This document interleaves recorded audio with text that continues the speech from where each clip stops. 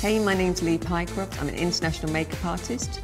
Normally I'm working on the covers of magazines or getting A-listers ready for the red carpet. For the third year running, I'm heading up the makeup department for Britain and Ireland's Next Top Model.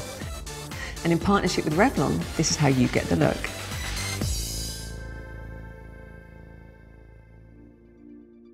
So here we are in our gentleman's club in London. The look we're creating today is androgynous glamour. This is a nod to film noir. It's a bit of feminine meets masculine, but with a wonderful seductive edge.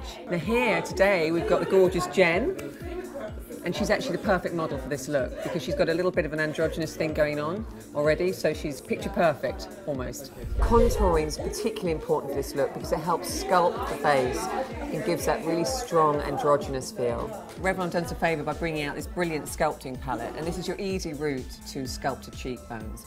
So we've got our taupe colour, which is the sculpting underneath the cheekbones, our berry tone for going on top of the apples of the cheeks, and our highlighter for on top of the cheekbone.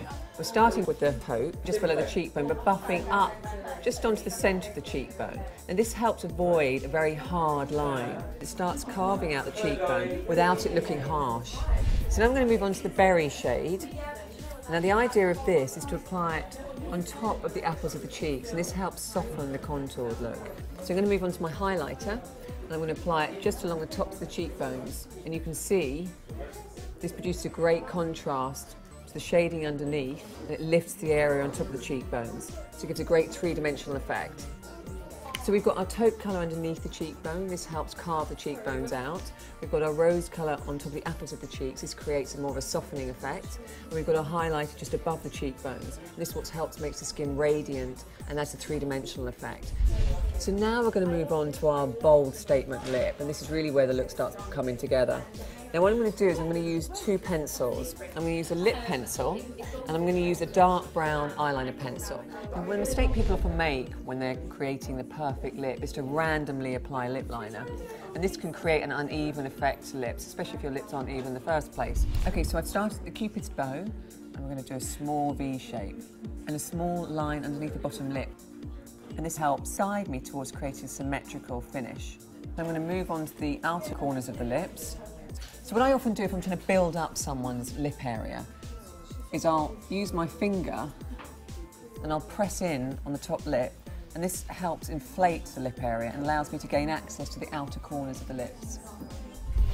So I'm going to mix, firstly start off with our plum colour on the back of my hand, then I'm going to mix some of the brown lip pencil in. So it's not the easiest colour in the world to wear, but it's a hell of a lot of fun. I'm just going to start pressing the colour into the lips.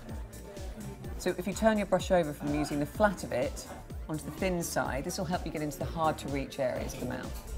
So I'm applying my Revlon Colour Burst in Crystal Water, which is an iridescent lip gloss, and applied over this very matte brown colour really adds a bit of drama and gives it a seductive edge.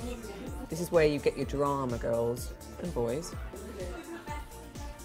Wowza! Okay, so what we've learned is about how to create a sculpted cheekbone in an effortless way. We've also learned about how to create a statement lip and think outside the box, outside of a red or a pink, and more of a film noir. Yeah, I'd actually wear this on a night out. It's a strong look, but I think it's very cool. I think the other important point to take from this is to be experimental with your makeup. You know, have some fun with it, try some new things out, because look how great Jen looks.